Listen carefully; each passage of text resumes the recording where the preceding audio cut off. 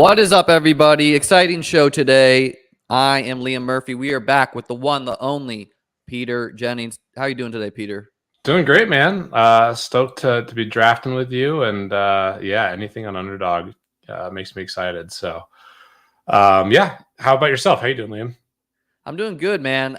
There's a lot I wanted to talk to you about today. First, I want to say how I became familiar with you in best ball terms, and then I want to hear your journey with best ball through the years. So, I think I was aware of, like who CSU Ram 88 was back in whatever, 5-10 years ago on like Roto Grinders or something like that, or like through DFS.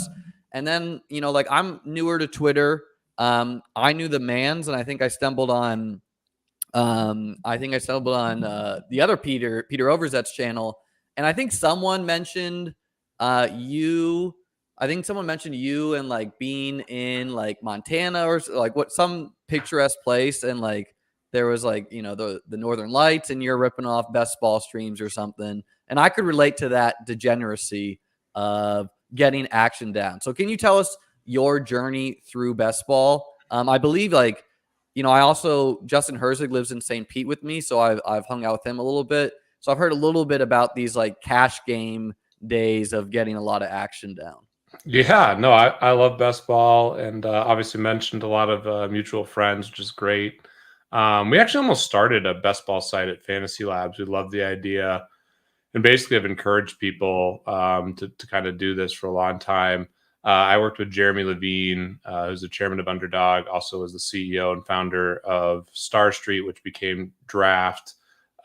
So I was enamored with the product. I started really firing hard on when Draft was going well. One year I did like thousands of drafts. I thought there was a huge inefficiency with the Only like 3-man cash games, or is there everything. That was my first really good year. I won the low stakes and got second in the high stakes on Draft, which didn't win a million like you, but what were these prize pools? Like what? I think I got 150 for one of them, and 125 or 100 for the other one. I think 250 was the first place prize for. It was 150K back then. Yeah. I thought it was, for some reason I thought these like, why I never got into it is I thought it was like 10K MFL.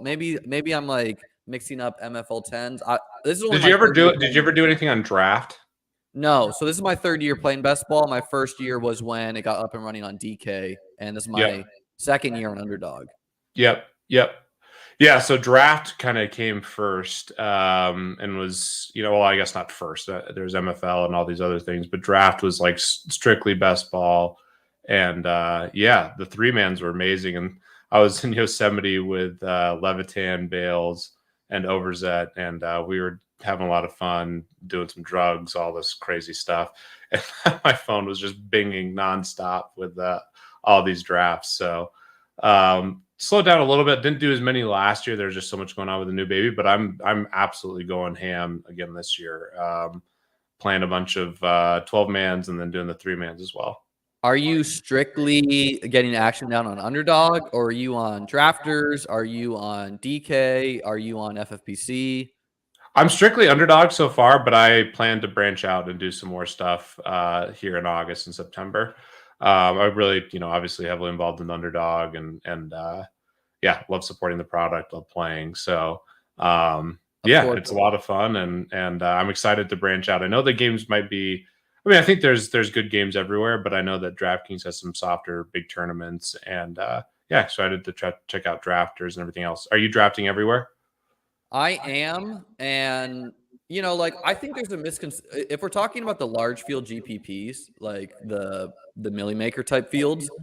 I think the public sentiment between like sharpish people is that DraftKings is better because you're gonna get you're drafting with donkeys essentially, and I would push back on that, where I would say like you can't really plan for that, right? Other than maybe you could say saving your drafts for later August, but I don't exactly want to be like, I don't want to be able to win by getting to draft with the worst people who are drafting Brian Hoyer, right? Like if the website is generally sharp, which I would say Underdog is, it kind of protects all of your drafts throughout the offseason, where you can't control for this unknown variable of getting someone who's going to draft Brian Hoyer. Like, if that's what it takes to win, like, how do I plan for that other than maybe like drafting really early, drafting really late? So I push back on, maybe I should throw in my AirPods if we're hearing echo. Let me, I'll do that for the channel. Thanks guys for letting me know about the echo. But what are your thoughts on that? And we'll get to a couple more questions before we jump in this draft today. Yeah, I'm sorry. I hope it's not on my end too. No, it's totally me. It's totally okay. Yeah, I mean, I think obviously the experience matters. If you're trying to win money, your opponents matter. But yeah, you need to grind, and I think it helps, especially early in the season, to get a sense of where people should be going and understanding kind of the different dynamics. So I mean, I've really enjoyed my experience in Underdog this off season, and really excited for the big draft season now that we're here in August. But yeah, I mean, I think diversifying across platforms makes sense, but the best experience to me is on Underdog, and also I think the flagship tournament for the majority of people is probably the most exciting. I mean, this BBM is just absolutely off the charts. So stoked for that, but also excited to draft on some of these other platforms too. Awesome. All right. My AirPods should be up and running. So, guys, let me know if there's any echo. Really appreciate you guys tuning into the show. Nearly 60 of you on this lovely Monday afternoon. One last question before we jump into this. I was listening to the Three Donkeys pod. Highly recommend our listeners out there listen to it. One, if you get that 25K best ball up and running, let me know. Might be interested. Two, yeah. I think we'll get something pretty big for sure at some point. Which would be really fun. Would you do that through Underdog, or are you just going to? Yeah, I think we'd do it through Underdog. And then, yeah, I'd love to figure out some cool components for the people who participate, kind of get like a celebrity draft. It'd be great to have you. And obviously, we'd have much lower rake, which would be great. And yeah, I'm trying to think of other creative ideas that would be like compelling for people. So I don't know if I'd have 25K of my action. Like I just got back from the WSOP. I want to say I profited about 40K, and I wanted to talk to you before I jump into this, because we could also do like a 10K. 25K is just a random. I mean, I just want to do like a high stakes, get like kind of it'd be a sharper draft, so obviously it'd be less edge, but yeah, I still think it'd be fun, and if we got like a good mix of people, it could be awesome. Aaron, I can comfortably say that the number is at least one. No further comment. Anyways, back to investment. Let's pretend you are someone who is 29 years old, about to turn 30. Thank you. You banked $1 million. Let's pretend that's essentially your life role. What would your strategy be in today's market? Let me tell you what I did. In January, when I won the money, I did not put any of the money into the markets. I was close to putting some into crypto, but ultimately I got a bit spooked that I just felt we were in a really uncertain time. I think like inflation was starting to show its head at that time. Yeah. I had some people I trusted like trying to tell me to do, I think, some Luna type things, which made sense. But ultimately, I think it came down to my laziness, why partially I didn't get invested.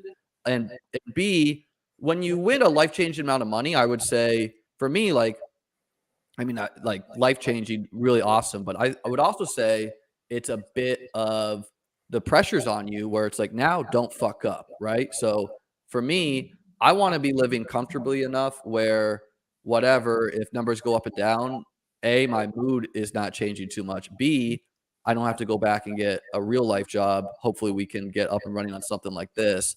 And partially what I'm thinking this year is I am firing more action than I think is partially responsible because A, I don't think my quality of life changes if my life roll is $1 million versus 600K. However, the upside of binking the WSOP main event or any of these things could like really set me up for long term. So like I'm just kind of gambling more, going to be firing like the DK high stakes million makers, shit like that, unless I kind of have a bad start to the season. But what would you do? What is your advice? I think you can relate somewhat because I'm sure you were much more wealthy than me, but you banked a million maker in 2014. Yeah, and I don't know if that's the case. I had 2014 DFS was crazy soft and it was awesome, and was fortunate to win $1 million. I was 26 at the time. So I guess there's a bunch of questions. I love this topic. I think it's really interesting.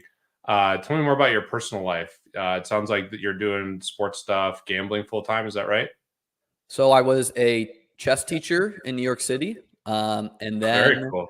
COVID hit, and I worked for chess.com and their Yep. kid website, Chess Kid. Highly recommend you get Gracie up on there once she's old enough. Yep. Um, and then I banked, and I plan to. I'm going to be doing content on this channel, and I'm eventually going to launch my chess content channel, mainly because I have some connections at chess.com. Like I know some big personalities there, and I have a good idea for type of content. But that's pretty much me. That's awesome. My little brother loves chess, and I've been playing. I'm terrible, but I'll have to check out some of the videos and get better. But it's fun. I really enjoy the game. My brother is quite good, and I know how compelling it is. There's actually a huge crossover from the gambling community to chess, which is great. And then married, kids. That's the other factor. Got a girlfriend, no kids, no family. Yeah, and your girlfriend is. It sounds like okay with you gambling, and I mean, obviously you're not married, so but it's a conducive, good relationship there in terms of Yes, your career. yes, Okay, very. so yeah, you're young, you don't have kids. You're in a great position to keep trying to take some risk, in my view. The other factor that I think is super important is taxes. So obviously, you won it this year in 2022. So you have this big tax bill coming next year. So setting aside some money from that. In addition, I guess one of the nice things, when you're up and you have a life changing score is if you lose, you're basically losing. It's never good to lose money, but it would reduce your tax bill. So I do think that it's much worse. The worst thing that can happen, and what I saw a lot early on in DFS, is people would win $1 million or have this crazy year. They'd get into the next year and they'd lose a bunch of money. And that's a doomsday scenario because you still have the taxes from the previous year and now you've lost a lot of your roll. So you can be a bit more aggressive in the current year. And that's great that you won in January. And then just make sure you're really cognizant of like your life role going into 2023 once you're in that year. So I do think that you can, you're not doing anything stupid, but I think you can take a bit more risk in the year. And then, yeah, in terms of allocating the capital, kudos to you for not allocating money in January. I think long term, you definitely want to have some. I think you do want to have your money invested. You're so young, but yeah, it's challenging, especially when there's all these plus EV opportunities and you're trying to get your feet set. And a lot of people just continue to gambling, and I've seen a lot of people just blow it all. So it seems like you're not in that position, but you're still looking to be aggressive and take shots. So it seems like you're doing everything perfectly. Yeah, I'm planning to send the IRS at least 200K pretty soon here for tax purposes. So at least going to be partially paid, if not mostly. It really depends. I'm not Talk to claiming an my. accountant about that. I mean, there's I have a CPA, so okay. I'm not claiming this as I'm claiming this as a professional gambler, so I can offset, etc. and whatnot. Yeah, Pretend you allocated. Let's pretend you have to invest 50% right now. Let's say you save 20% to gamble. What would you do with the other 30% between the market or crypto or trying to get investment in companies? That's something I would need to learn I would about. invest in yourself first. And then, yeah, one thing too, it has changed a lot in the past. And again, I'm not an accountant. I've talked to CPAs, and This is by not no means financial advice, everyone. not financial advice, but in the past when interest rates were super low, I haven't historically made quarterly payments just because of the volatility in the gambling. You do save a little bit of money, but just the volatility and like if you have to get money back from the government, all these reasons, I just basically incurred the penalties. But when you have a huge life changing amount and now interest rates are higher, I can see it being compelling to pay the taxes sooner rather than later. Um, I would have a little bit of money in crypto for sure. I mean, I think crypto can certainly continue to go down. There's obviously a lot of risk with crypto, but you're young, you have a tolerance for risk, and I think the asymmetry of crypto is still very enticing. It'd be a lot different if you're 65 years old and trying to retire, or if you were, money was tight and you had 3 kids, it's much harder to kind of swallow that pill. But I think the asymmetry in crypto is about as strong of a risk reward bet that you can make, specifically Bitcoin. And then I would also look at ways that, you're building out these channels. If there's the best use of your money would be investing in yourself. So if there's some money you can put towards building out what you want to build, that is hands down the best way to allocate capital. Betting on yourself will always be the best investment that you can make. And then, yeah, I mean, if private investing is really, really hard. I made the mistake of probably investing in too many companies last year. I've been doing angel investments and private investing for about 7-8 years now. The stuff that's worked out is the stuff that I know. Betting on sports and crypto has tended to work out, and kind of venturing outside of that, I don't think I've had as good of results, which makes a lot of sense. So if you can find a private investment or people, and I guess my thesis throughout this whole time is bet on good people, which I think is still correct, obviously. But if you can find something that you're passionate about, something that you could bring value to, as well as like someone you really trust and like, that would be worthwhile. There's a private investment that made sense. All right. Well, I don't want to hold too much of your time. No, this is great. That was like one of my favorite topics right there. I've made lots of mistakes, so there is. I'm sure there's plenty more about this conversation I'm going to want to ask you. Hopefully, I'll be able to ask it in the future. Part of the reason I want to send the taxes right now is because it's all sitting cash in my bank, so it's not like I plan to. Are you getting a good interest rate on your? No, I'm getting. I'm just eating inflation right now. Partially because in the past when I've been illiquid, I discover, I knew about Ethereum when it was like $50 from the engineers I used to work with who were dumping their paychecks into it. I just didn't have that much money. And I remember I went to like my dad at the time. I was like, hey dad, let's put 5K in Ethereum. And he's like, I can't figure out the wallet, And I was like, oh dang, like I probably would have done that. You're a sharp guy, so having liquidity is so important. Having optionality is so important. So I get having in the bank. There are like credit cards. You can store money in like credit card accounts. They're paying like 1%. Most bank accounts are still paying 0.01. And then short-term treasuries are starting to pay like a couple percent annually. You're still losing to inflation, but you can basically keep the optionality of the cash, and keep some in the bank, obviously. But I would be looking to get a little bit of yield, given the interest rate environment's changed a bit. That makes sense. And then, yeah, like I want to invest in crypto, but and I do believe in Bitcoin, Ethereum long term. Part of me though thinks like, can crypto keep ballooning at the expense of like, if everyone gets really rich about crypto, doesn't it necessarily mean everyone else's money is like deflating? Like if there's like pretend 10% of the world gets crazy rich off crypto, isn't like all the old money getting poor because of that? And I don't know if that's even like a well thought out theory, but would you primarily stick to the blue chips at this age, at this risk level, or would you be trying to buy some Doge or whatever? Yeah, I would be, especially right now. And I think Bitcoin's in a separate bucket than everything else. I think there's certainly concern for regulation with everything that happened with the Luna or the Terra ecosystem and Luna, these centralized organizations going bust like Celsius and Three Arrows. So real quick, we're coming up on the clock here, so we'll get back to this. Okay. We are the 110. I hope Dalvin Cook comes here so bad. All right. Do not be a streaming. I'm not a Najee Harris guy. Never be the guy who says who you want before you're on the clock, because they will always go. Hopefully that was a false flag narrative. I like Kelsey. I like any of the wide receivers. Yeah. I like Kelsey and Adams here the most. So Adams, let's talk about Adams a little bit. And I'm a bit ADHD, so we'll jump around topics. But I want to bet on Adams' talent. I really like the Raiders' offense. Like, I think Derek Carr should approach 5,000 yards or whatever. However, I do feel like he's being priced like he's still in Green Bay and he's on the Raiders. Now, ultimately, that doesn't really matter for winning money. Like if Adams is going to give us a 30-point plus performance week 17, that's what's actionable. But how do you feel? Like, don't you feel his price as being like he's still the only dude getting all those like 1 yard targets on Green Bay?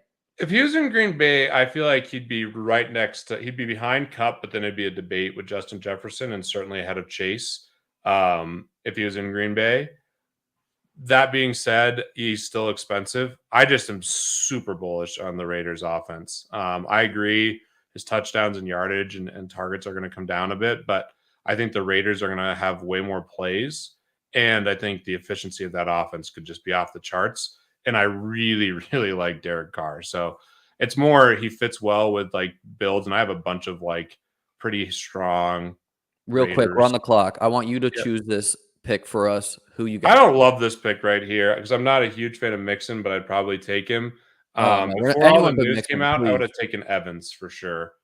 Well, I like these guys, and I I want to love start. these three. It's just they're Let's expensive grab relative. Tyreek because I think Tyreek is, and I want to say for a couple reasons. One, You think we I get have Waddle on the way back, right? well, you definitely, but I have very little exposure to Tyreek. One, because he used to like always go in this range, and I just thought that wasn't the best. Two, I don't have as much exposure because he's on the Dolphins now. But thinking through it, like I think there are going to be like I think the Dolphins defense is really good, and I think there are a range of outcomes where the Dolphins push one of these other good AFC teams out of the playoffs, and they're like an 11-12 win team, shockingly. And they played New England week 17, which I kind of talked about this today on Twitter. Everyone is just saying, oh, that's a bad matchup. And sure, it is a bad matchup if New England is able to ball control and slow down the game and plays good defense. But New England's secondary, I think, is terrible other than the safeties. So there, like that could be a game where, I don't think Bills Patriots the other last year, people were circling that game as like, oh, that's the matchup we want. And neither did I, but or 2 years ago, sorry. But it worked out. And so it's a bit of different. It's a bit of getting different. It's a bit of just not drafting one of these running backs where, I think it's likely a league winner emerges here, but I don't know. What do you think about some of the things I was saying there? No, I agree. I mean, I have a ton of Dolphins, so the offensive line is my biggest concern, and I know a lot of people are saying, "Oh, they're coming from it's going to be a San Francisco style offense. They're going to run a lot." But my view is the way they're going to move the football and the way this team is set up is a lot of quick passes, which Yeah. emphasizes to his strength, accurate, and just getting the ball in Tyreek's hands as well as Waddle's hands early. I think makes a ton of sense. Like just those layup targets. And I think we saw that a lot with Debo last year, and I could see Tyreek kind of in a similar role. So I'm really bullish on the Dolphins offense from a fantasy perspective. And yeah, the Patriots matchup, I think I think people overemphasize kind of what the teams were in the past, and a lot can change in the NFL in a year. So I'm fine with it. And yeah, I like Tyreek a lot. I would have probably taken Saquon or man, I just don't have that much Mixon, and like when he falls like right there. I like Saquon. I like Aaron Jones. I like Swift. I like Fournette. I love Straight up yeah, over Mixon. And yeah, I'm in the same boat, and that's why I just never end up with much Mixon. So which, uh, like, in some ways is the right way to think about it, but in other ways can be wrong because it's just like it. I think a lot of people try to think they're saying smart things by saying like, "Oh, why draft this player at this cost when you can get the same archetype at a cheaper cost?" When that's that's what I not wanted. real quick. Do you want to grab Waddle? Do you want to I grab? was gonna say for sure DJ Moore, but now let's grab Waddle and let's just try to build that I that like Marquise Miami. Brown a lot more than him, but the reason why I want to grab Waddle here is we're building the Dolphin stack. Uh, at ADP, no one is getting Tyreek and Waddle together. I agree. I have a bunch of them together from Oh, earlier drafts, but now it's really tough to get them together. yeah, and back to that point though, I was saying like just because you can get a same archetype of player at a cheaper cost does not mean that that's an actionable way to win money. Because if Mixon scores the most points week 17, like it or not, like that's how you make money in these huge field GPPs with 470 person finals. Yeah. Um, is my take on that. Now we were in once we finished this BBM 3 draft. Did you know that I was in that Great Dane draft with you? Which That grade? finished Which one? Well, I I only did love one of my teams. I made a really, really risky move in one of my teams. I'm the not one sure. where you started Eckler, Swift, I, Gibson. I want your opinion because I was struggling so hard on the 18th pick. I Yeah, didn't know if I I should could do tell another you, I running could tell back or you where it's another. sitting down on the clock, because there's two quarterbacks that fit. I like my team better than yours, but that's not as I you'll don't get like to that team. I don't love that team. that. Who are you liking here? Man, I hate this spot. I'd probably go Travis. We don't have a running back, but I like Sutton. I like the Broncos guys a lot here. McLaurin's fine too. Who would you normally take here? Um, yeah, I don't love it. Like these three players usually make it here, and Those are the players I all love too. I would love Gabe Davis. Gabe Davis. I feel like I'm a big part of the reason why he got so steamed. I had 60% last year, and Yeah. people used to make fun of me for that. And then, No, work paid off huge well, it didn't pay off last year, honestly. In the its terms of like winning money, it paid out. in the Well, playoffs. it played out in the playoffs where I had 6 teams in the semifinals because of his Week 15 performance. Yeah. Um, and ETN, like I want to be taking ETN too. I have so many super strong teams with anchor ETN when he was going in like the 60s. Yeah, Um, that's when I had him a lot too. so for my portfolio, like I have these like zero running back monster teams with like ETN as my first back. It's like, damn, or Brees Hall, like that's pretty strong.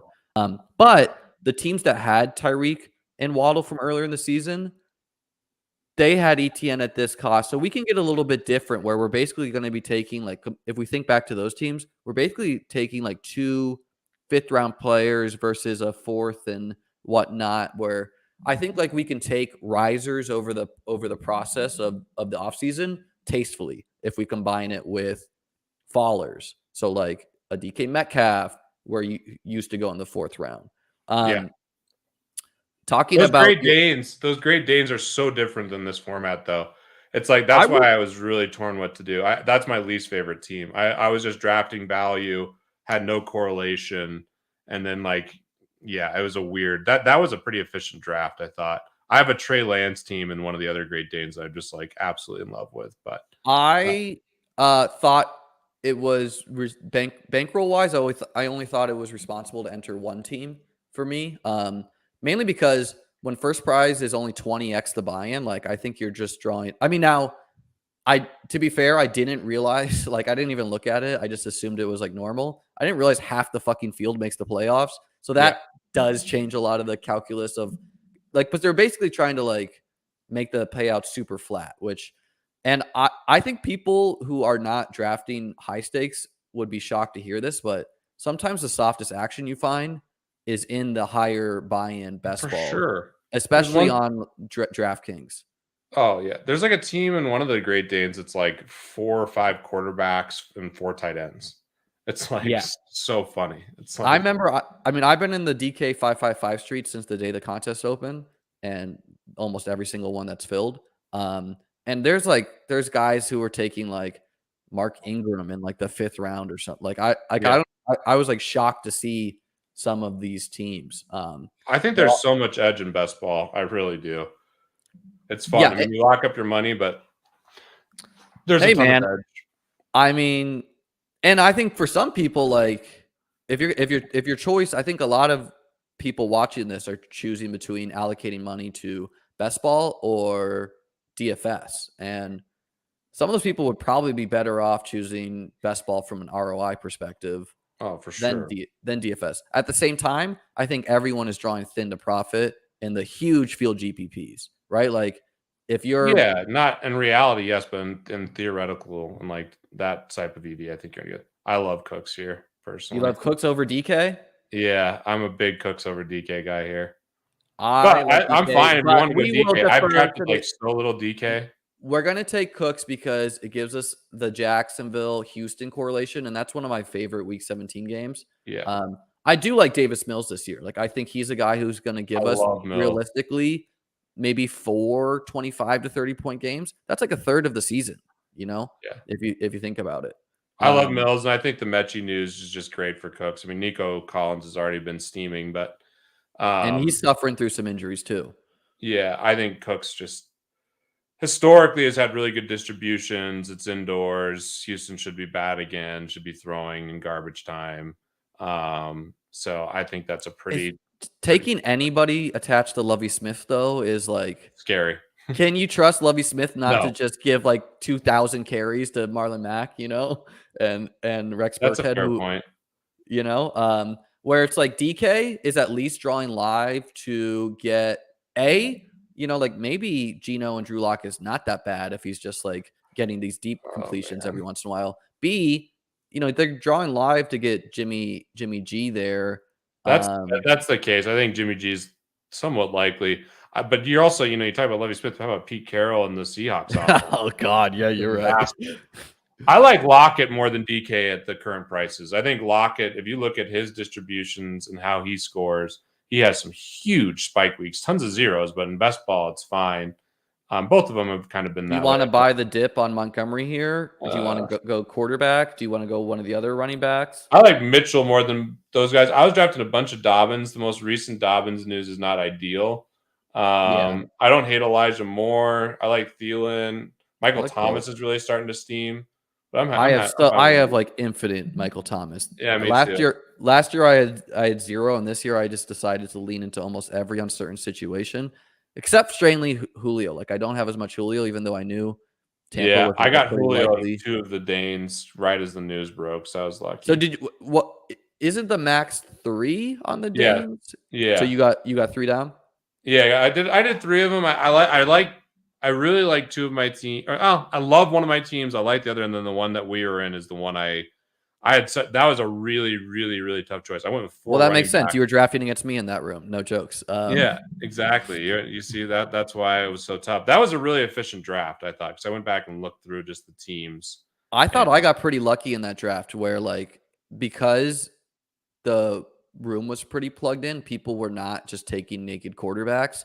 So like people gave me Dak at 92 and yep, then I got Matt Ryan at like 188 or something, which a like lot of I'm those not the biggest. quarterbacks fell because you and I waited on quarterbacks there. Yeah, and I maxed 2 quarterback, which I could have thrown a third. I really like Mariota this year, and that I now the steam is starting to hit on him. But Yeah. like it really wouldn't surprise me if Mariota outscores Justin Fields. Yeah, that's who I have in that. Who I have like very little Justin Fields. I think he's fine. He could be Well, really good, but he I could think be that's a bad. sharp thing to do though. Like if you and I've done that in the past, where in my high stake leagues, sometimes I'm taking the players I've mostly faded for my total allocation because if I'm going to be wrong, I want to be big wrong and profit from it, right? Where it's like Yeah, if you don't have Fields, but you have him on one of your higher I have buy-in no Komet. teams, I think I checked. I don't think I had any Komet, and I have like a couple teams with Fields. But so I had that stack, which is like one of my least favorite stacks. But now I have it there. So if I'm way wrong, last maybe it year, pays off. Komet was one of my highest owned tight ends because the logic was like he's drawing live to be the number 2 pass catcher on his team. The same argument is there this year. I just can't click the button I just can't click the Komet button this year. Yeah, I just think the way Fields is going to do well is running the football, and the Bears will just run a lot. I And deep mean, bombs. Deep bombs like yeah, Mooney to could be to good, but whoever. Yeah. yeah. And Who are you thinking here? there's plenty of tight ends I like late. So, I'm going to false flag narrative here and say I'm really trying to get Hawkinson right here. I really hope Hawkinson doesn't get taken. I think he's a really great pairing. Oh, okay. Oh, I didn't want we got my I favorite guy. You I want want Hopkins? Hopkins. Yeah, I want I like. Hopkins. See, I would take. I like Hopkins here, but I love Pollard. That's You, one of my. But his price has gotten so expensive. we're He's just my not most getting. heavily owned running back. If you're doing volumes of drafts, like you just don't get them at this range. We Yeah. have 3 wide receivers that should be able to support him to the playoffs. The thing about taking 2 wide receivers expensive early is in an individual week ceiling case, you don't really want to count on Tyreek and Waddle week 17 probably. Like it's probably like the more realistic case is probably like it's Hill one playoff week, Waddle the next, and then Hill Yep. again. Bengals situation. So like having like another elite guy where like this range, like yeah, it's the running backs, but it's also and I like Pollard too, but to me, like I really like these running backs in the 9-10. And after this wide receiver, like I want to go wide receiver again here because after this pick, you start to like you go from guys like Chris Olave to guys who I still like but are drawn much thinner and like Tim Patrick and Yeah, and like then it goes like Rondale Moore and then it goes to like Jacoby Myers and you're like, oh, where did the wideouts go? yeah. I love Uh, Pollard. I don't mind Hawkinson here too. I think people underestimate the variance in tight ends, and having a couple good ones is great because then you take two and you ride it. I really There's hate. two guys I like here. I like a Oh, couple guys here my guy who just went. I like Renfro and Hawkinson. Renfro's gone. I like Gage and Ayuk. I I have a really ton don't of like. Ayuk, but I like Ayuk specifically on my Lance stacks. But Lance is getting more expensive now. I CEH too. I could see the case for. Yeah, I really don't want to go Hawkinson, but let's do it. Let's do it. I think this is my first Hawkinson exposure across of 400 drafts this year, and I reckon like I had a ton last year, so maybe it's just my bias playing in, but it's also because I'm a big Amon-Ra guy. Um, he's one of my and, highest owned receivers. Same as Shark. I have a lot of the Lions and I like backfield. Chark, and I think Jameson Williams is like good once he comes Yeah. back. I agree. He'll stretch the field, but that'll open it up. And they're even talking about Swift. You know, they don't want to give him too much work. I think they could be good. I mean, it's hard to bet on Jared Goff, but they get to play indoors, and I think it's kind of a similar situation. It's just like give a lot of these guys the ball in space, specifically Amon Brown, who I think is so talented. And Um, again, for me, like looking at wide receiver though, like I really wanted to, like Burks. I love Gage. love, I love I Burks. see the case of. I love Ayuk. I don't Uh, have much Gauge. I had a little bit when he was cheaper, and then he got super expensive, so I've been fading him. all my exposure Um, is from the 9-10, and if he's gonna fall back there, I'm back in. yeah, I'm fine with that. I mean, they obviously paid him. I mean, I think Julio will play less than some people are speculating now. I think Julio will be in kind of in the red zone, and we'll see how Roughly, Godwin looks. my idea is none of the tight ends are gonna do it. It's going to like Yeah, Julio basically is Gronk, so yeah, like, and then Gage is Antonio Brown. Like he and like athletically he comps really well to Antonio Brown. I looked that up the other day. Just on if you're just looking on paper, if you're just looking at 3-cone, BMI, weight, height, 40-yard, like all that, like you really can't tell the difference between the two players on paper. Surprisingly, Brady supported 4 dudes last year easily, plus running backs. So I see no reason why it shouldn't be Godwin. Like, how many 25-point games should Gage get? Maybe 3. Like that's pretty good to bank on. They play and also the Bucks play the Panthers week 17, and Brady at this age is like he's 100% a stat patter. Like he's a guy who wants those records and has no qualms about eviscerating an in division team. Like he's not yeah. going to be a I team. love that game. Like he's not going to be a guy who's like, oh, we're winning. Let's just let's just get out of here, win by a field goal. He's going to be pumping those stats. Like he's not going to be playing that much longer. He wants to be in those record books as long as possible, and he sees the youth coming for him. He sees Patrick Mahomes. He sees Josh Allen. He knows these guys are going to play long careers. Yeah, no, Um, I'm with you. I love that game. I'm pretty bullish on the Panthers too. DJ Moore is one of my favorite picks, although he's really. I remember getting DJ like early 40s, late 30s all the time. Now early 30s, I'm still taking him, but it doesn't feel as good. yeah, that's how I feel about guys like Mike Williams, and like I still like all these guys and Gabriel Davis, but like I have so much when they were in the 6th round that Yeah, it's a bit of like a mind thing. It's like, oh, I have all this early, but truthfully, again, like if we can do it tastefully, where we can get these fallers and risers. who if Um, they had a good season would burn you the most? Mine's Zeke. I have like 0 Zeke. That would, and I have a bunch of Pollard. Very little Zeke, but again, like I just don't like week 17 against the Titans. Is that going to really burn me if I make the It final? could, really So could. Zeke could burn me, Hawkinson could burn me, Goddard could burn me just because I've been going other tight ends. And I had a Yeah, ton of Goddard and Hawkinson last year. Um, That's it. Let's make our pick here. This is a tough pick. I want to grab one of the Bills running backs. That's what I was going to say. I've been getting more Cook, but I'm I more don't know. Cook too. I think if there's a player that's going to be a third, fourth round pick next year, it's like if a player hits a ceiling, it's Cook. I view Yeah.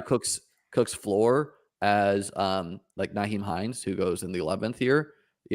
And a very explosive. And by the way, I'm a Bills fan, so I know quite about the Bills. I I like think Cook a lot. the I don't Bills are mind gonna. Singletary either, though, just in general. I mean, he's solid. It's just hard to see like a huge ceiling. Yeah, I mean the ceiling for Singletary is he does it on the ground, and that's just a thinner bet. Or he's just like so dominant again in snaps, but I just don't think I don't that's see it. the plan. And There needs to be the argument for Singletary in my mind is, hey, we have this generational quarterback in Josh Allen. Yes, he's unbelievable around the goal line, but especially come week 17, we're in great playoff position. We don't need to do it. Let's like protect Josh Allen from himself and let's just run the football more. Like that's basically the bull case for Singletary, which is a pretty thin narrative, Or they're just like beating the shit out of teams and they're running it out in the fourth quarter. Same thing. Yeah. And I think the ceiling for Cook though, I can make it in so many ways because I do think the Bills will run more two tight end this year, and they've historically run like zero. And what that does is Cook will become the late play slot wide receiver if Josh Allen is going to be the power back. Do you like Jameson Crowder this year? No, I do not at cost. Like I really want to bet on what he has been in the past, but because I've just been taking the stand, they will run more two tight end. I think McKenzie, like even before all this recent news. Okay, we're on the clock real quick. Let's make a pick here. I think it's not a great spot here. I don't love Gordon. I think Williams will win more this year. We could go Singletary. We could go Patterson, Boyd. What do you think about two of the running backs together? Let's do it. Fuck it. We got 5 seconds. I think for it, I did this planning last year with Singletary and Moss, and the basic thesis is a 0 doesn't hurt you as much as a smash does. So like we can win in two ways, in many ways here. One of them is an absolute 0 and the other one's a smash, right? And then we just have to hit the rest of our roster. The other way is they alternate weeks doing it, which I think one of them gets hurt. Seems likely. Yeah, one gets hurt, one guy comes back. I'm fine with it. It's not something I've done a ton this year, but it's like the real question is how many running backs total are you trying to do with this? Are you trying to do one more or are you trying to do two more? See, I love it for the higher stake stuff or like in like the $100 12 mans that aren't tournament based. I'm doing this all the time because it's just like the floor is so with much Buffalo higher. and like New England you're talking about, or this is probably my favorite one. I mean, Jacksonville I don't hate with James Robinson. But that's a different discussion to me. Like when you're talking about like if you said Miami, for example, if you said I'm taking Chase Edmonds and Sony Michel, like, okay, that the cost wise, it's like, sure, fine, great. Yeah. It's a bit different when you're burning two, what I view as like really important picks, the 9-10. Oh, super important picks. Yeah, the Miami one is probably the one I've done the most. I have a ton of Mostert who I get is fragile, very, very, very risky, but for best ball, I think he's like the prototype of like a late round pick. He recorded, and I don't know if many people know this, he had the fastest speed on the field last year and has had it ever. I mean, his top speed is faster than Tyreek Hill. And that's proven out 2 of the last 3 years. He's a guy who should have burned me last year. I just got lucky on injuries. Although that's kind of the thesis. I mean, he's like the odds of him staying healthy are low. But in this situation with Miami, I think they throw a lot of quick passes. They have a lot of field stretchers, and like, yeah, do I expect him to stay healthy? Do I expect him to get a lot of volume? No, but I do see some potential, for like the 80+ yard runs and that type of player late round. And yeah, if something happens to Edmonds and he's truly healthy all season, then there's a couple cases where I think it could work out, but mostly I'm just banking on big plays with Mostert. What do you think about Michel's talent? I think Michelle's fine. The one thing that concerns me about Sony is he didn't pass a physical with the Saints, I believe. So I'm just a little worried about his health. I think Chase Edmonds is clearly the guy you want there, but I've been gambling with Mostert, and like if I'm in those $100 drafts or like the Great Dane, or I played a bunch of those. I did maxed out that Bulldog as well. That's where I take like Edmonds and Mostert together, where it's you I don't need couldn't like enter the Bulldog because I was in Vegas at the time. yeah. The Bulldog, I have some really good teams. The Great Dane, not as much, but one team I I'm would really like to see a high stakes scene start on Underdog because like they just don't really have the player pool yet. Something I've been thinking through is real quick. Let's make our picks here. I like Watson even as injury. I like Madison a lot more than I Jones. like Madison. We got to take Tua at some point. Do you want to just take Tua and not risk it, Up to you. or do you want to push it? How many quarterbacks do the guys have behind us? 2, 2, 1, 1. We can gamble if you want. I'm indifferent. I'd either take Tua or a receiver. Let's go to just because we're really setting them up to get the all. And I think we should take Parker. Even though like logically, I don't think they should take one. Yeah. I don't really like I like a bunch of I don't really view a bunch of these players too differently. Where it's I think whatever. we should. I think we for sure should take if Parker gets to us. I think we should take Parker for that week 17. I agree with you. I was not going to say it on stream because I am not a first time streamer, but yeah, mainly because it's the Dolphins New England stack. Have you ever played the FFPC main event? I have not. So basically it's like around a 2K buy-in. They give you a discount if you bulk buy, and it's 1 mil to first. My question is if that, and it's managed. I ruined it. If that you did, if that was, I'll stop with the jinxing. If that was, it's not jinxing. It's just telling people what we want, and people generally you think that a lot of these people are drafting with you, so they're hopping in? Oh, absolutely, yes. Yeah. There's no question, and people like to. I mean, we have 70 viewers on this right now, so I can pick a couple of these names out. And then there's no question that people just like to see a reaction. Like if you're gonna give them like, oh, so you got a false flag narrative. I think we grab Madison and be done, I'm fine with that. Or we could grab like Landry, Palmer, Watson. I would vote Palmer over Landry for sure. Do you want to go Madison and be done, or Palmer? I would probably go Palmer. Oh, it's close. I'd go Palmer. Okay, we'll grab Palmer for him. I had so much Palmer last year. Yeah, we're getting a little different, but we are kind of thin at wide receiver with us doubling up on Hawkinson. I could just see running back. The one downside of like finishing a position early is like a lot of times they'll fall. Yes, like it's nice to keep optionality within your draft as you get. But at the same time, this is like a tier break range for me. Like after Madison Henderson, it's like who exactly is falling that I'm pumping my fist about. I got a couple ideas for us that I think could fall. All right. Yeah, there's definitely cheap New England pieces we can get in here. I did notice this guy double tap New England. Yeah, paying attention. Yeah, there is recent news. Like I have a ton of Hunter Henry because I think he's drawing live to be 1-ish type target. But there's recent news that Jonnu Smith getting some work. Yep. I don't know if I'm gonna go there in that situation. This is definitely not my favorite team I've built in the world, but I think it's unique. I think it's different. I see the path for it doing very well week 17 if we can get there. Like handcuff running backs like this had like a really high finals exposure last year. Like it just makes sense for getting there. Just the downside is there's so much money in week 17 and like there's very little chance that they're going to both go off, right? Yeah, you don't have to always build your teams for like every single one of my guys has to go off. You just need the majority of your guys to be able to go off in week 17. I agree, and we saw it last year. Ramondre and Damian both did it. Yeah, in week 17. I love Ramon. That's one of my biggest exposures overall.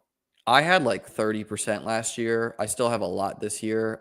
He's getting a bit expensive for me. Let's see where he went today. Do you like him straight up over Harris? I do. My question is, if let's pretend the Patriots are not as good to average-esque that people believe. Like, let's pretend they're bad this year. That's better for Stevenson. If they're really good, then I'm more worried because I think Harris can just kill clock and just they establish the run. My thought is if they're really bad, they're not going to risk Ramondre's legs. Just like run Damian into the ground, get rid of him next year, save your assets for next year. Do NFL teams think that way? A little Probably bit. not. I just think Stevenson's very likely to be on the field in passing downs, and they're bad. They're losing more. And I don't think James White is dead, but like I agree, but and I understand James White was solid. James White really worries me now. I love James White, such a good player, but there's reports of him even like a week ago, like walking around with like a noticeable. I know that that's like, hey, if the guy comes back week 6 though, he's going to start seeing 6 targets a game. Yeah, they just trust him so much in that role. Why did they re-sign him? Yeah, like, that's a good point. I mean, why bring back this 30-year-old dude? You know, like I don't get that if you don't envision him as part of your team, right? And like he's a guy I think I should have been buried by last year as well because I think Mac was just going to give him like 5-6 targets a game. On I mean, I know it's that positive thing, but I like him in the 170s. I do not like him at 151. Yeah, it's getting a bit untenable. Let's see what we're gonna do here. There's a couple guys that fit our team. Let's see what people. I'm not gonna say anything anymore. There you go. Hey, or just talk up someone you don't want. You know, like we're okay with tricking the audience. Maybe I should start trying to trick the audience. I like Trevor to go with ETN. 100% who I wanted. All right, let's do that. And there's some really good pieces that we can still get. We went with 2 week 11 guys at quarterback. I want 3 quarterbacks on this team. I would say 3 makes sense. I'm fine stopping at 2. Honestly, eating a 0 week 11 is not a deal breaker for me. Like I will do that on some teams, but almost all of our roster, like all of our high picks are going to have buys week 11, which does change it a little bit for me. So we should be cognizant of that. But I there's a couple things that I think we can do with this team that I think are going to make sense.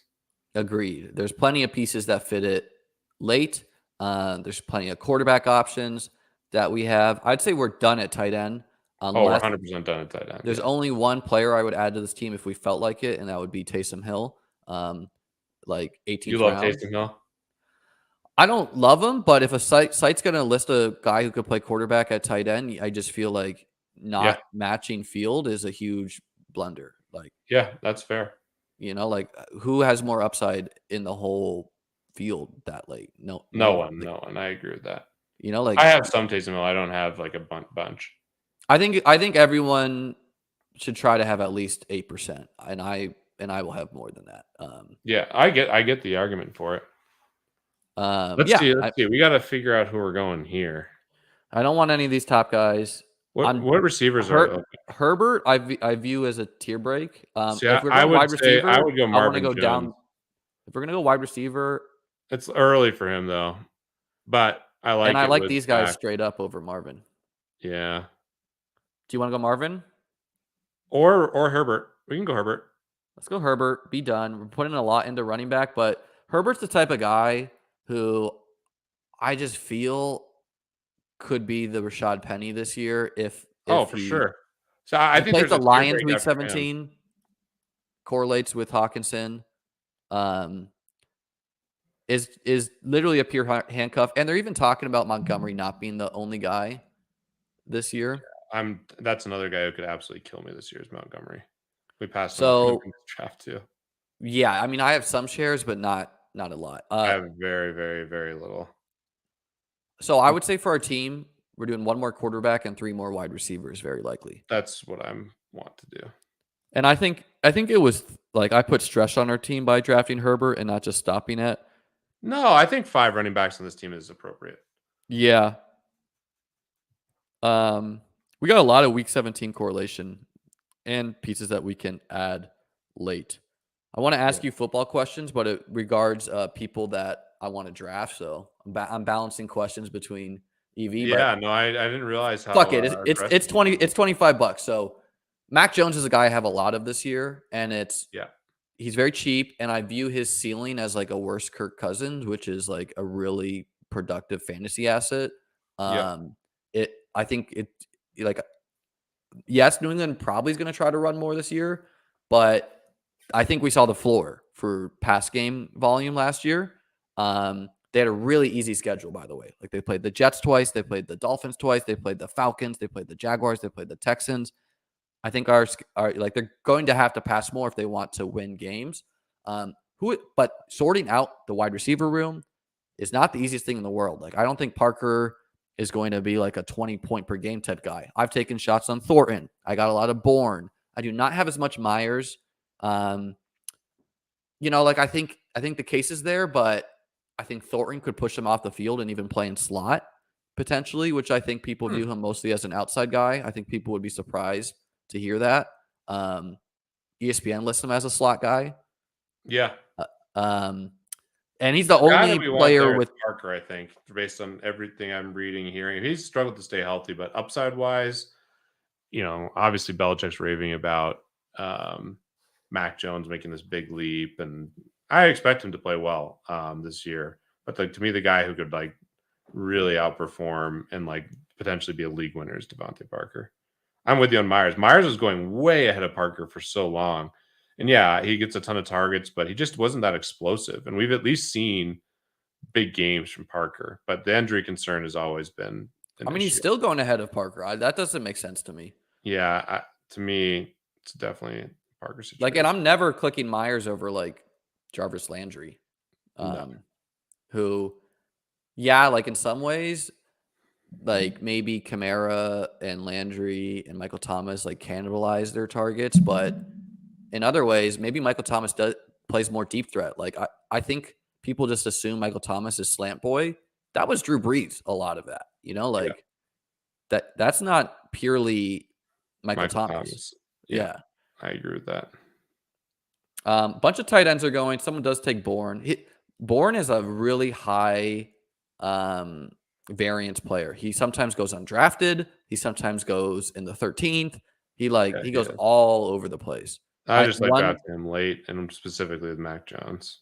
One Patriots beat reporter comped him to Deebo Samuel the other day. I think that's why he went there. I'm not there on them, but I do think the NFL is a copycat league. So we're going to see some players you might not expect used in that's Cooper Kupp / Deebo roles. Mostert's getting more expensive. He was I was getting him as the last pick all the time. Yeah, those days are done. I think we're comfortably going wide receiver. Oh, yeah. A bunch of pieces make sense for us. Yes. You want to just take the stack? Marvin. Yes. Yeah. I'm higher on Marvin Jones than you are. I get that he's getting older. I like Zay Jones. I like Zay Jones. That's my favorite guy too. I want him as well. So in 3 wide, Marvin had some really good stats last year, and I do think part of his problem last year was the fact that he was the only guy out there, so they just gave so much attention to him. So he should be helped with having Christian. I love Christian Kirk this year, but he should be helped with Kirk and ETN, and with us having Hopkins, maybe it's Jones and then it's Hopkins. That's pretty nice to have an early and later type guy on your team. I feel correlates with our quarterback, so obvious no brainer there. I really want to grab Paris Campbell. I think he's the 2 there.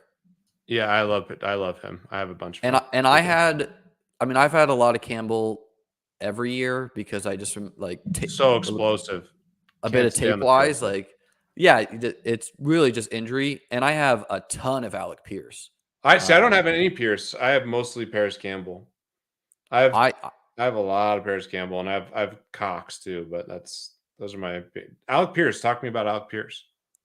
Alec Pierce is an athletic freak, and I think he played for Cincinnati. I think he was held back probably by Ritter more than more than you would expect. The reports haven't been super glowing to begin camp, but athletic freak, not the best, at the time I wasn't even sure if Campbell was going to be healthy again. So I was like, okay, the target competition is literally just one guy, Michael Pittman. I'm not in on Mo Alley Cox as a late round tight end dart because the Colts also have Jelani Woods and Granson, 2 tight ends they've drafted in back-to-back drafts. Jelani Woods is literally the number 1 at most athletic tight end in the RAS database, the raw athletic scores. Yep. And he's a freak. So is Alex Pierce. Like the Colts are really just drafting athletic freaks. And like I think Carson Wentz to Matt Ryan is a big upgrade. Oh, it's a huge upgrade. I agree with that completely. But I have Real a lot quick of on Carson Marvin Wentz too, Jones. to be clear. Marvin Jones, just one thing on Marvin Jones.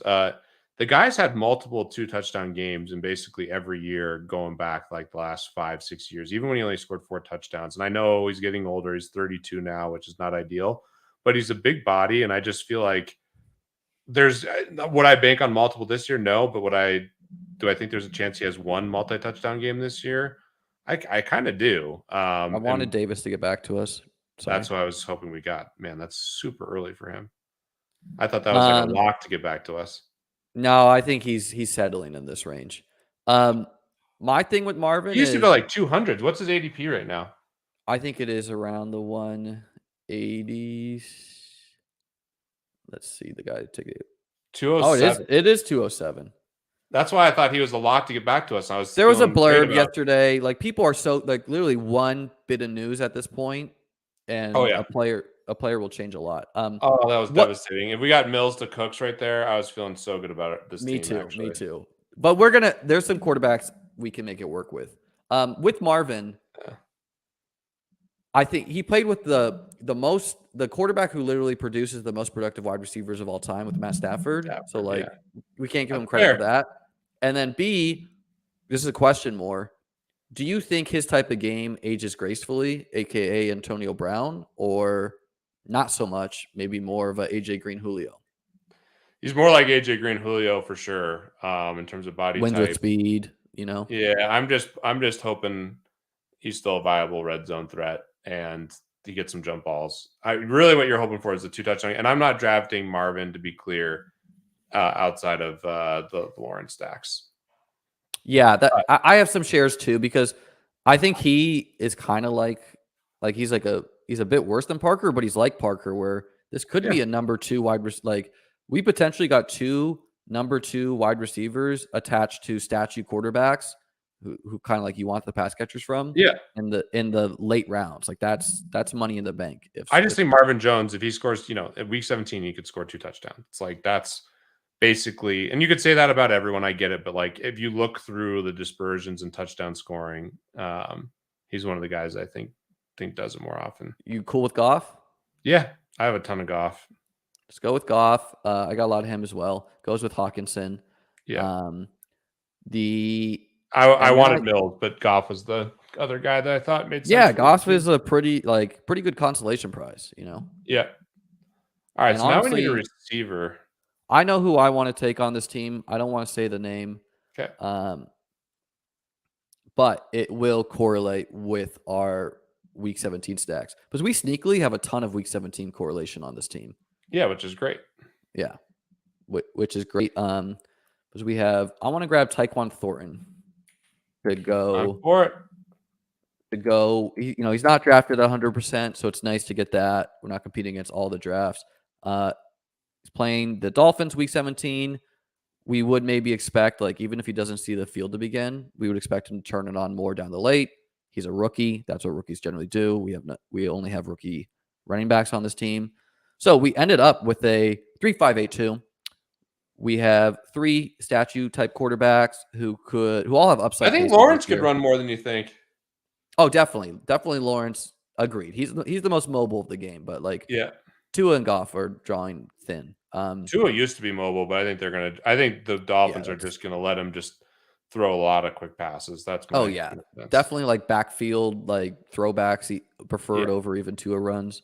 Fun group of running backs, doubled up the Bills backfield, which I don't mind. It plays for the best team in the NFL, in my opinion.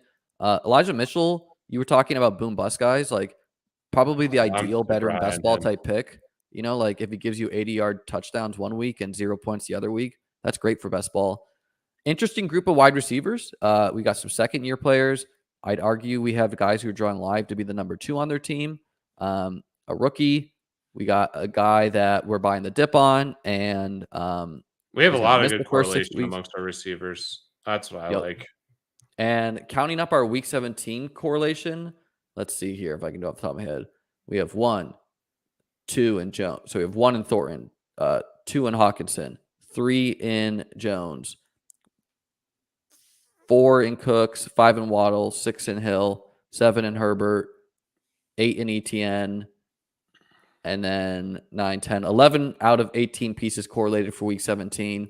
Feels pretty good for a 470 person final. How are you feeling about the team overall, Peter? Yeah, I like it. This is a type of team I would build for sure. And also, I think people are underestimating too. Like they get really anti double stacking teams and this, and like, yeah, is it likely that Waddle and Hill are both going to be on the winning Week 17 team? No, but if they have a great year, is it going to propel you and give you a lot of chances to like give the rest of your team options? Yes, and that's kind of my thing. I'm a pretty big proponent of like a good amount of correlation with your quarterback and pass catchers. So I have a bunch of Miami teams that are fully loaded, and then I have quite a few teams that are loaded up. Like I have a ton of Derek Carr, Renfro, Waller, Adam stacks. So yeah, it's fun. Want to name this team so I know who to send the $1 million to if we split first prize. I am. Well, I'll send you look, 1250 if you want me to. If that's the case. that is a big joke on this channel because when I started this channel, I did a draft-a-thon where I did like a 9-hour stream and just had guests rotate in on the hour for BBM stream. And I wasn't really thinking about it. I'm versed in gambling, so it just kind of was like normal to me. I just sent to all the guests like, "Hey, send me the 1250 if you want 50% equity, and I will and I will or if you don't, like, don't worry, I'll take all the equity. Like, you don't need to do that." And I'll send you the 1250 for sure. I like this no, team. please don't, because then Peter Overzet, Dave Kitchen, everyone, they started. I mean, there was a lot of range of opinions. A lot of people said, "Hey, we're doing you a favor coming on your channel." So it's like kind of like payment for that. I think I'm a plus TV drafter, so like I think I'm giving payment that ways. But whatever, please do not send me the 1250. The 1250 is yours. Before we get out of here, there's 2 things I want to do. One, Let's look at this Great Dane team. let's look at the Great Dane, and I want you guys to Let's go through all these teams. I love this stuff. Okay, great. We can go as long as you want. My real question is your schedule. Oh, I'm fine. This is great. This is fun. All right, great. Talking underdog on best ball. We'll run through my team first, and I want you guys to say in the chat, Peter or Liam, for the team you like. Already going to be you. I love your team. All right, so I got Dak and Matt Ryan. We got Aaron Jones, Cam Akers, James Cook, Rashad White, Tyrion Davis-Price. I really like this group of running backs. It's a fun group. Great ADPs on all of them, yeah. Yep, these guys are definitely not going to get that discount anymore. My wide receiver group, pretty fun, and a lot of pieces that correlate with my team. Got Jamar Chase, A.J. Brown, Allen Robinson, Drake London, Michael Gallup. We should not expect him to play for a while, but goes with Dak. Yep. DJ Chark, Alec Pierce, Zay Jones, and Quez Watkins. And then my tight ends, I love this group. Dalton Schultz and Dawson Knox. I'm big on that group of tight ends.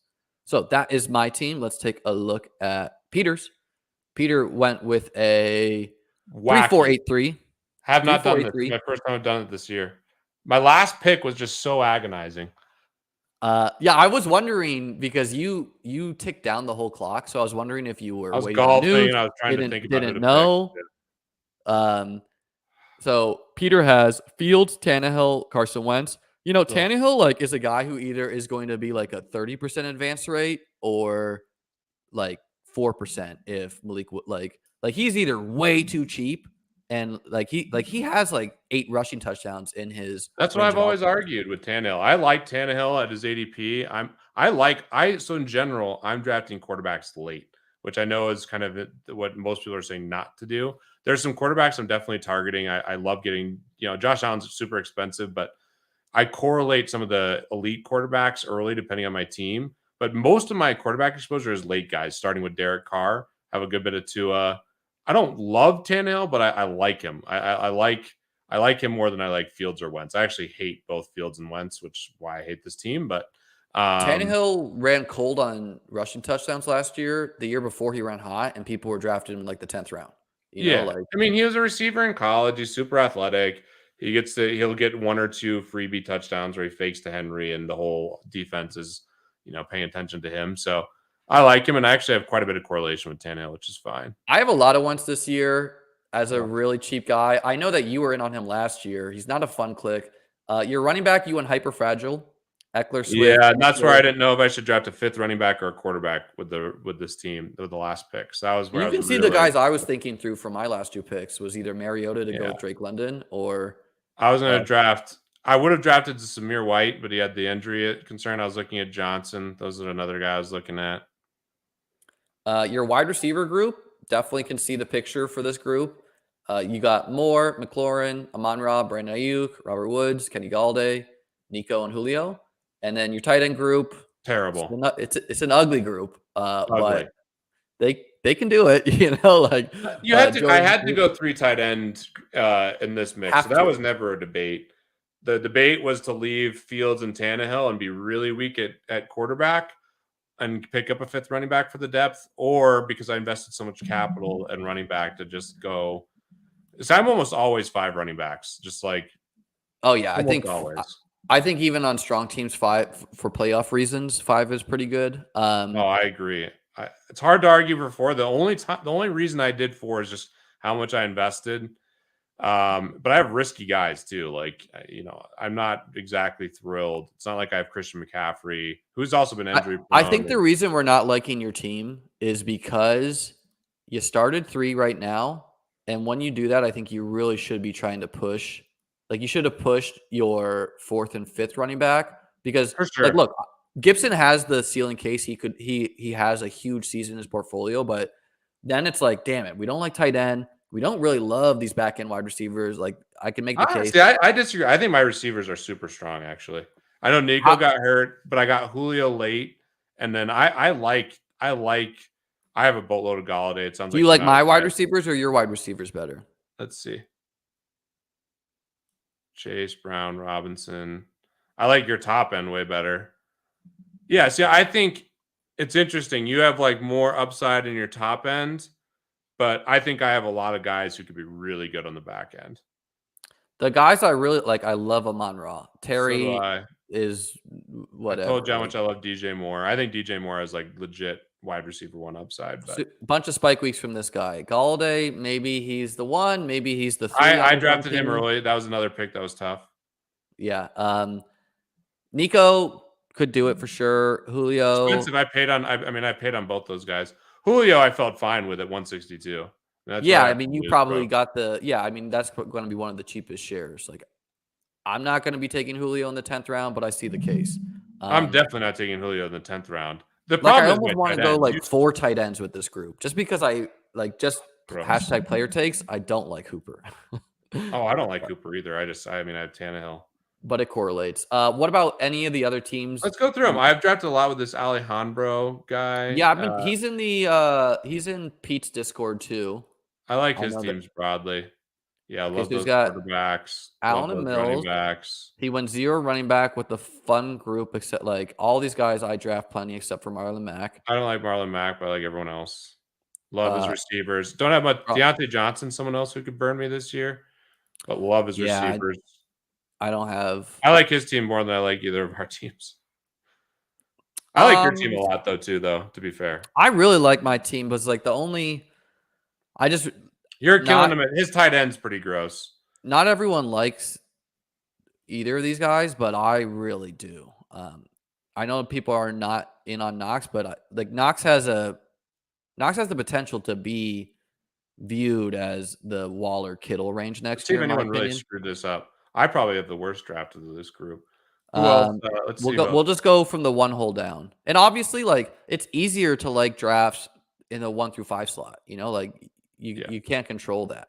Fun group of quarterbacks with the 101 here. I wouldn't if I get 1 high stakes 101. I'm not going JT. I think I'm going CMC. Oh, I'm going CMC 100%. Miles Sanders, like, he's a guy who worst case is better #better in best ball. He's just going to be 80-yard run touchdown dude. Like that's a pretty good asset. Yeah, reach Rojo, for some of these running backs. I'm not a huge fan of this group, but I, Taylor's great. I Just a like. lot of I capital. draft a bunch of these guys plenty. Like I Brian draft a lot of Robinson. Herbert. I'm not as fan of Brian Robinson as much, but he's fine. Then he went Williams, Pittman, Bateman, Hopkins, Van Jefferson, Kendrick Bourne. Really See, I think ugly. Hopkins is a really bad pick in this format. Agree. Well, on this team, I think it's a bad pick. Not in this format, because you advance 6. It's almost better on this format. Kind of. I think you really need to be making a good effort to get into the playoffs and like investing your, 6th-round pick, 6th, 7th-round pick, and you're not getting the first 6 weeks. I mean, that's important. But I hear what you're saying. Half of the league advances. Like it has to be easier, Oh, of course, it's way easier to advance. I just think it's. I'm taking in the high stakes. I'm taking less variance broadly, which I think Hopkins gets a lot of his ADP because he's going to play so well in the playoffs, where like all the money is. And I get, and this it's the same format here.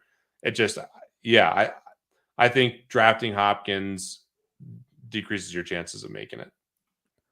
That doesn't bother me personally, but the Tunyon pick I think needs to be a wide receiver on this team. So I just I don't like Van Jefferson at all. These guys are Smith. Yeah, I like his tight ends, but I think he looked at his bye weeks and was like, I need a third tight end, where he's like kind of weak at wide receiver in my opinion. Super weak at wide receiver. That's why I don't like. But he's got double elite quarterback. He's got, and he drafted too many running backs with JT. You should probably should I would have have drafted drafted 5 for sure.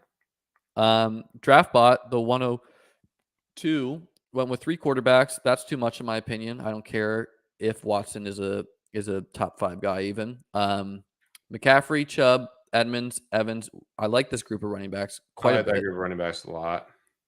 I like these wide receivers too, except Terrace Marshall. Expensive on Gage. Not a guy I'm drafting a lot at cost too, and he's going to be way cheaper soon especially if he's not practicing. Reaching on like slot, potentially slot, like not I'm fine enough. with Juju, but it's a little. I mean, I have a lot of Juju too, but being like there's cases where he's potentially slot, like he slot. Doesn't have enough touchdown upside in his wide receiver core, I would say, unless like Gage and Boyd are doing it. Fine at tight end with 2, but with Kittle sometimes I go 3 a lot because Kittle is like the most likely to get hurt in my opinion. Just because he's also his production is not like 15, 15, 15. It's like 5.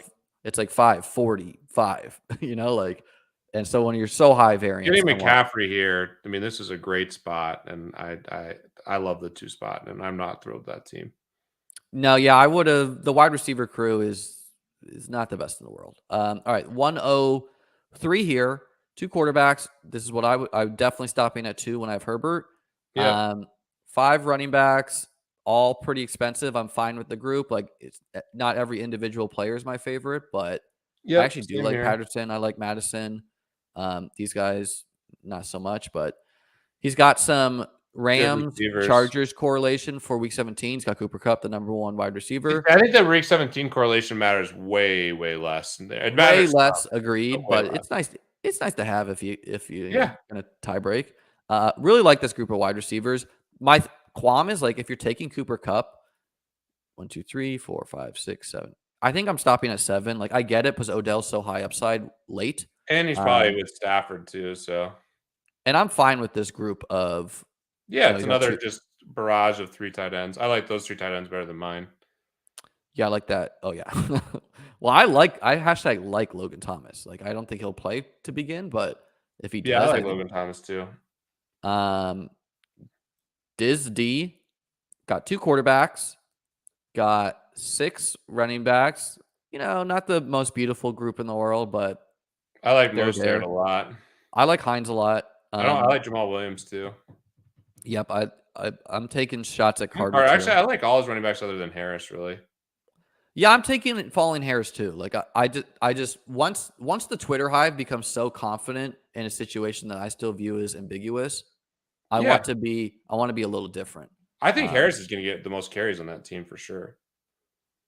Well, that's important. Wide receiver group strong. Definitely I like the strong. quantity he did too, with some What? question marks to begin the season. I don't like Velus Jones either. What are you gonna? It's a 18th round pick. I know, but I think that's yeah. And I again, like Noah solid Fan a tight end, lot. good Like, team, another good team. pretty good team here. I think that's just a really efficient draft. Just weaker running backs, than other teams. We already looked at mine. We already looked at Alejandro. This team, RFH, I don't even know what this name is. 2 elite quarterbacks. Love the quarterbacks; those are two of my favorites. Edwards, don't like that pick He's at toast. cost, but whatever. Like, Gainwell, bunch of upside. Edwards is someone I'm fading hard. I mean, the news on Edwards keeps getting worse and worse. Yeah, the recent news is not good, but I mean, I'm never taking him at these costs. But when he gets into like 180s, which you'll be seeing, I take it. Yeah, that's And I'm fine. I only don't mind taking him in like a late round pick. I like Gainwell a lot.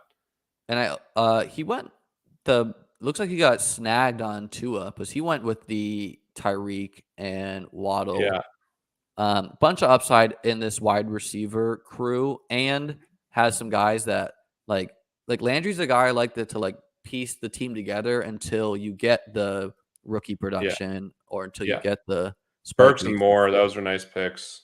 Yeah, fun group. Tight ends, two really high. I like this pairing. I know some people like Dulcich more than Albro, but Yeah. thanks, guys. People are loving you as a guest, Peter. Oh, They're saying it's the best stream yet. oh, it's too kind. And it's a lot of fun hanging out. Yeah. 2682. This is kind of my standard-ish. I like Yeah. 5 more, but 2682, I really strong like. running backs. Lot of running back. Yeah, too much. Like, and I went to drafted McKissick after those 5. It's a really good I'm not 5. drafting McKissick on any team. I have 0 shares. I just think Wentz is really bad for him, and that's why I'm in on Hyde. Yeah, that's fair. I don't Adam, like Watkins.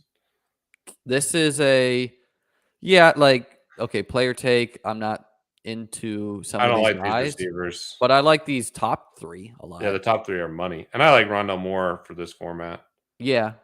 And then tight end. I think he Early should. on Ertz. But that's because Yeah, and I Kyler think he Murray should have team, thrown right? another body there. Yeah. Because like Ertz, I like way more on PPR. I just don't know how many touchdowns you're getting. Right. It's a fine team. That team's all right. Easy 116. I'm never going 3 quarterback with Mahomes, but Me neither. got it really cheap, so it's fine. Fine group. I like these running backs. I got no Love problem those with running them. backs. I mean, I don't love Mixon, but I love that group. Yeah, look, if you're gonna have 5 running backs, pretty good. Like Tony a lot, like Brown a lot. Not too into Yeah. Cooper. Tony's he's steamed so much. That's another guy I have a ton of from earlier. Yeah, I had so many Jones, Tony, Galladay stacks from the early days. I don't have as much Jones, and I think the whole fantasy community could be like they're like the leading betting odds to land Jimmy G or something. Like That would be bad news. disaster for a lot of people. I have a lot of I'm data. taking pieces of the Giants offense, but not as much Jones, even though I see the case with him and I've had plenty in the past. Fun group of tight ends. When you have Jones Kelsey, can burn you so many different ways, but I think the upside is immense for him. He's way more athletic than people realize. yeah, I mean, I remember That the falling PBR. down thing, but like people forget he has a 50-yard touchdown in his longer. That was like 70 yards or something. Let's see here. We got the next 2 more teams to run through. We got Brady and Rodgers. 4 running backs, really pushing it with this group of 4. But yeah, see, I could never do that. I think my situation's a lot different than this 4. It's really close, but I feel but much like better. at the same time, like if these guys are giving you at least 15 points each week, you can survive these guys coming on later in the season. But it's a fragile group. And he put too much at wide receiver. Like I would have taken one of these wide receivers. Like, do not draft David Bell. Draft another running back, in my opinion. I hate the rest of the wide receiver group. I'm mostly fine with.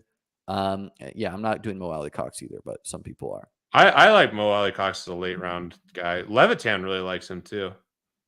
Yeah, I think that's because he has Cox in his name. So when you make dick jokes, maybe that's why Levitan likes him.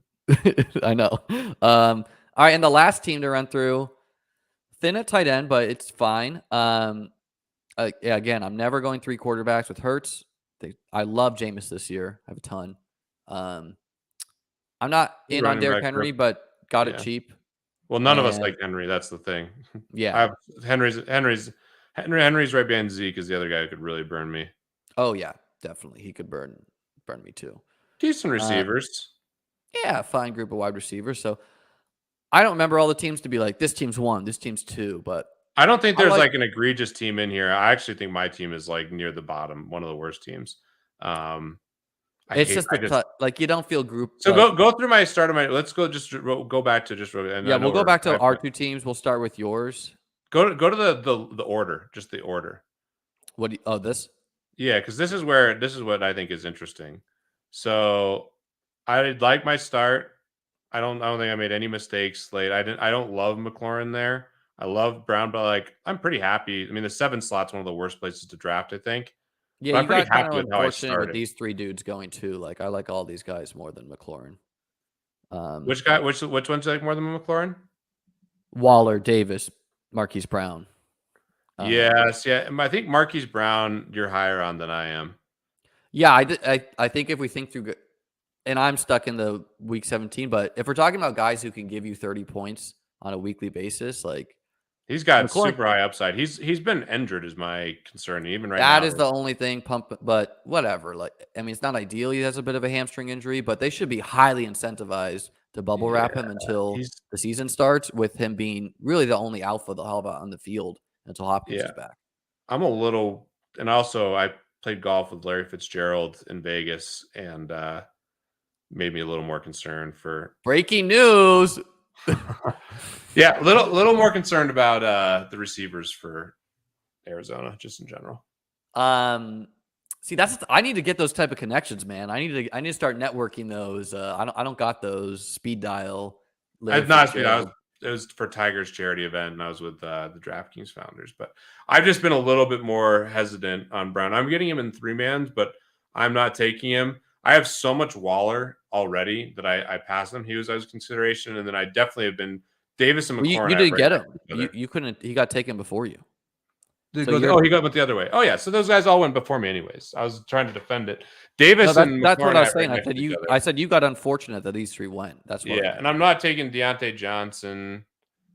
Yeah, I don't have No, much so it's Deontay like Johnson. you're in this pick. You either need to reach a bit for like a Judy, A-Rob, Juju, or you need to go like one of these running backs that you're not 2 and 2, or you need to Oh, Zeke, go no way. The tight other end tough or choices, quarterback. Amon versus Cooks. I think it's really close. I have Cooks ahead now, but at the Well, time, you didn't get the choice. I keep saying that. I'm like messing up this thing. But that would have been a tough choice for me too. I like Amon-Ra more than Cooks, but it's close for Spike Week It sounds like you reasons. had taken Thielen or Cooper over Elijah Mitchell after my start, though. Um, I'm fine with Elijah. It's the Antonio It's one. Gibson that you don't like. I would have gone because Elijah, like with these 2, where you're counting on them every week. Like I love having a really high boom, really high low floor guy.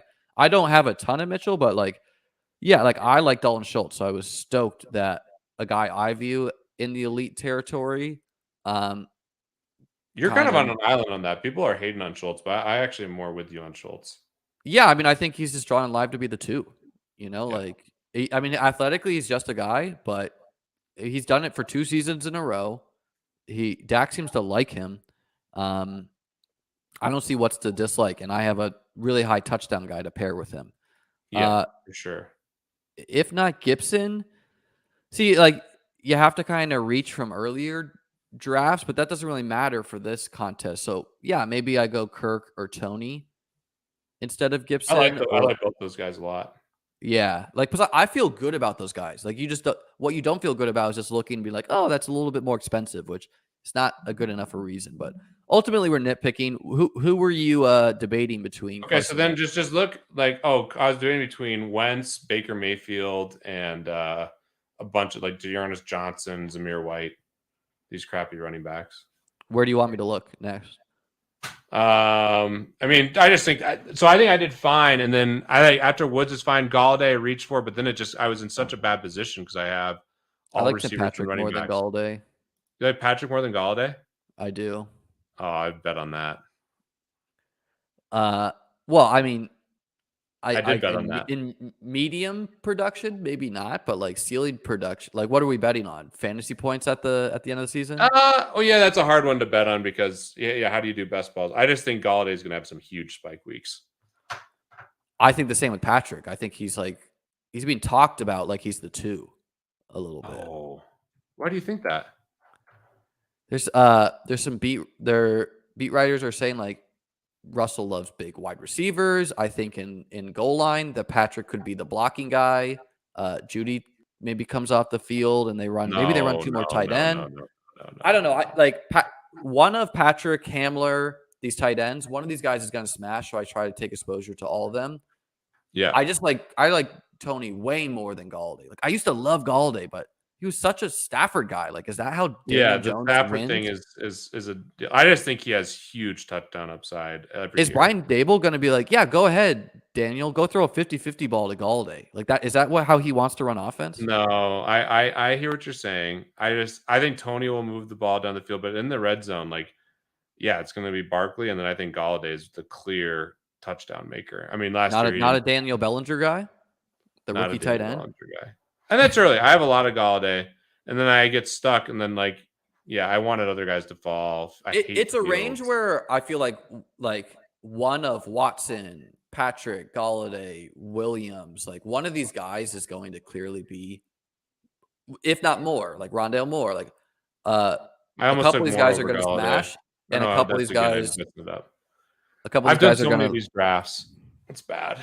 It all blends. It all blends. Hey man, I'm over. I would prefer. I have more ahead of Galladay. That's like my list. But Christian Watson, I haven't been taking any of. I haven't been taking any Myers. Yeah, I've the been end of my draft's taking. gross. Your draft. See, I love you got Cook and White together. That's a really good combo in my opinion. This was really fun because I was like, oh, I'm like, I could have pushed my next running back, but I just like the upside of Tyrion Davis Price. Yeah. Like Gallup puts a little stress on my team, but I think DJ Chark balances that out nicely. Oh, I love Shark. He's my. I think I've drafted him the highest percentage, not dollars, but percentage. He just landed in like the not worst landing spot to me. Like I love the player. I had like 20% last year. I just wish like Goff's deep threat is not. I know, and then you have so many weapons there. I just I like all the pieces around Goff, so we'll see if they can put it together. I like Zay Jones, and you got a really nice finish there with Matt Ryan and Zay Jones. Yeah, and I'll getting Matt Ryan at 189, his 80. Like I don't view him in the 150s range. Like I don't think he's that much of a separation, but it's pretty nice. And yeah, so I debated like going like Quez Watkins. I just think he's the 3. Maybe it's Zach Pascal, but the last round was gross. But we had a lot of quarterbacks fall to the end, and that was just the nature of kind of the sharper drafters. Yeah, so. I would. Yeah, people like willing to push their quarterback too, like me. Well, this was a lot of fun, Peter. We'll definitely have to have you back on. Let's close it out here with, first off, where can the people find all of the great work that you and your teams are doing? Yeah, Establish the Run. I'm sure a lot of you guys know EstablishTheRun.com. Adam Levitan, Evan Silva, heavily involved in that business now. Unabated.com with Rufus Peabody, Captain Jack, and then Lucky Trader if you're dabbling in crypto and NFTs, and of course Underdog, which has gotten plenty of pub on this. So those are the big things I'm focused on right now, and super stoked. And Liam, appreciate you having me, but I know you have a couple other questions potentially. Yeah, I want to talk. Are you going to be firing at the puppy drop today? Is that a $5 tournament?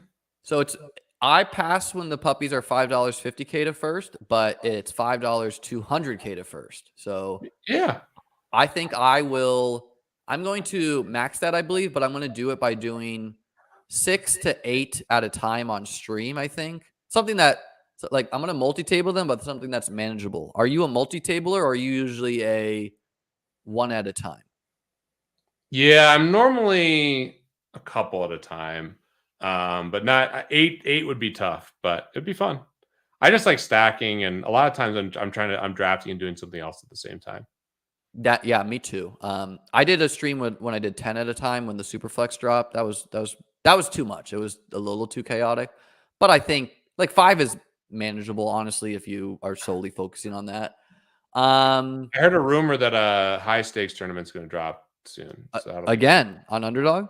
yeah, like not like That super high stakes, like mid high stakes, like $100 or $250 buy-in or something like that will be coming. Oh, something like I would really like to see something like that, like 100K to first, like something they had last year. Yeah, I think we'll and see something. I reached out to the team. Of course, the show is sponsored by Underdog Fantasy, promo code Chesley. But I would have liked to see them drop that in the beginning of the offseason. Like, why are we letting people tie up their action on FFPC and DraftKings and all these other sites where people? I mean, the reality is most people need to allocate where they're going to put their budget or their life roll if they're going to be taking shots at high stakes, so give those options as soon as possible. Don't wait until August, but I understand there's a lot more going on. Nick said, he said, they have something else coming. And then that last year, no one entered the $250 until August. So we just held off. So shout out to Rudman, but I actually agree with your sentiment. We would have been in there firing. So, and selfishly wise, I like to get action on the day the contest drops, just because ADPs change, and I want to be doing some really early, some really late. And I think with the marketing that Underdog has this year, just through like Twitter, like if you're telling me Peter Overzet couldn't fill a high stakes in June, I don't believe you. Like, like he's filling anything on stream. I think I could probably fill a high stakes, maybe even. For sure. Who knows? The best ball landscape is just starting. I have we have the WSOP Player of the Year coming on the channel tomorrow, Dan Zach. Really excited to talk to him because I think there's a lot of parallels between early days in the poker industry and early days in the best ball industry. Peter, I could talk to you for hours, man. I think we are interested in a bunch of things, but don't want to tie too much of your time. Guys, hit the like button, hit the subscribe button, tell your families you love them, and most importantly, have a great day. Peace.